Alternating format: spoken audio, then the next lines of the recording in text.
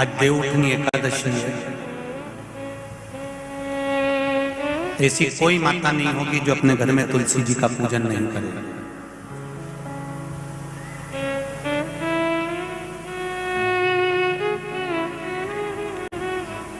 घर की मां यदि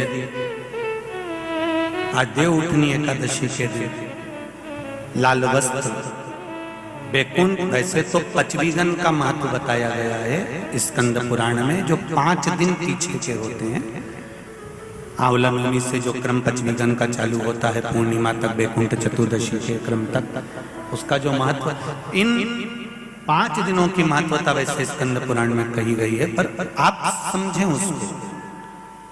लाल वस्त्र अगर कार्तिक महीने में तुलसा महारानी पर ओढ़ाया जाता है और वही वस्त्र बाद में रख लिया जाता है संभाल कर, तो उस घर में किसी कर्म गति के कारण भी अगर अपशब्द निकल रहे होते हैं तो वो अपशब्द वो वस्त्र रोक लेता है, वो वस्त्र रोकता है। कौन सा वस्त्र? लाल वस्त्र, पीला वस्त्र। इन 5 दिन में अगर तुलसा महारानी को चढ़ाया जाता है और उसको रखा जाता है, तो जिस नारी के गर्भ से संतान नहीं भी हो रही होती है, उसके कक्ष में अगर वो वस्त्र कुछ दिन तक रखा रहता है तो ये निश्चित आती है कि गर्भ ठहरता जरूर है। ये पीले वस्त्र की और लाल वस्त्र की महत्वता कार्तिक महीने में। अब कई माताएं कहती हैं कि हमारे पास में लाल वस्त्र नहीं है, हमारे पास में इतना नहीं है, तो लाल कलर का लच्छा भी तो आता है, नाड़ा। बोलो आता है कि नहीं आता? लाल, तुम्हारे घर में सिलाई करने का लाल कलर का धागा तो होगा, होगा ना कि नहीं होगा? लाल कलर का लच्छा तो होगा, नहीं होगा सफेद कलर का धागा तो होगा, उसको कंकु में लाल कर। पर उस वस्त्र की महत्वता को हम समझें।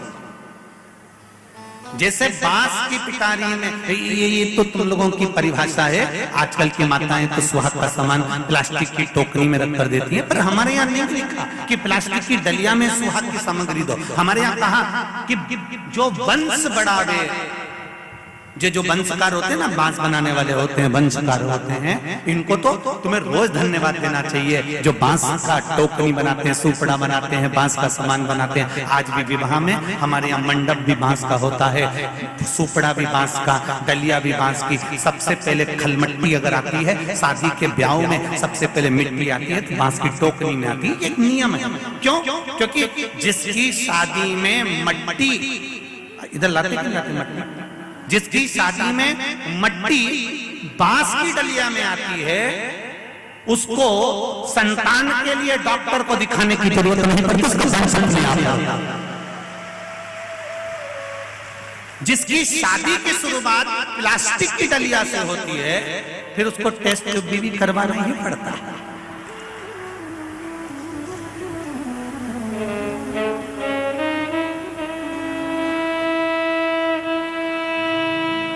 ये कुछ हमारे शास्त्रों के नियम है। अब आप उसको समझो ना समझो, चाहे उसके ऊपर हंसो, चाहे कुछ भी कहो, आप चाहो तो थोड़े दिन बाद कह देना, बताओ श्योर वाला महाराज तो पगले जैसी बात करता है, तो उसमें कोई दिक्कत वाली बात नहीं है। पगले का अवार्ड हमको ही मिलने वाला है, उसमें कोई दिक्कत वाली बात नहीं। पर उसको समझो कि हमारे सनातन धर्म में ये वंशकार, बांस का सामान बनाने वाले, बांस की डलिया बनाने वाले, बांस का सुपड़ा बनाने वाले, सबसे पहले ये वंशकार हुए, फिर खवास नाई ये हुए, फिर चर्मकार हुए, जूता चप्पल बनाने वाले, फिर अन्य जितने जितने हमारे यहाँ, इनको लोग कहते हैं कि इनको हमारे यहाँ से हटा दिया, ऊंची जाति वालों ने इनको पीछे हटा दिया। कोई इनको पीछे हटाने वाला नहीं है, केवल तुम्हारी बुद्धि से लोग तुमको भ्रष्ट कर रहे हैं कि हमको नीचा दिखा रहे हैं, हमको ऊंचा दिखा रहे हैं। किसी जात में किसी समाज में ये नहीं कहा गया कि इनको नीचा दिखाना। प्रत्येक समाज में, चाहे ब्राह्मण के घर की शादी हो, चाहे क्षत्रिय के घर की शादी हो, चाहे वैश्य के घर की शादी हो, सबसे पहले वंशकार की डलिया आती है, वंशकार आता है। सबसे पहले हमारे यहाँ अगर पादुका बनाई जाती है तो सबसे पहले चर्मकार आता है, सबसे पहले हमारे यहाँ खवास आता है। पहले इनको लाकर बिठाया जाता है। पहले संबंध भी सेठ खुद नहीं जाता था करने के लिए, खवास जाता था, वंशकार जाता था, ये जाते थे, संबंध पक्का कर कर आते थे और शादी हो जाती थी। ना लड़का देखता ना लड़की देखती। ये सब बाद में चालू हुआ।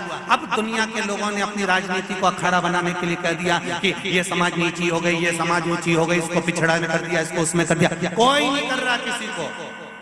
भगवान की ये पोथी रखी है शिव महापुराण की, जिस पे रखी है इसके 4 पाए, 1 2 3 और ये 4, ब्राह्मण क्षत्रिय वैश्य शूद्र, ये 4 पाए पर मेरी शिव महापुराण की पोथी रखी हुई है। कोई साधारण है?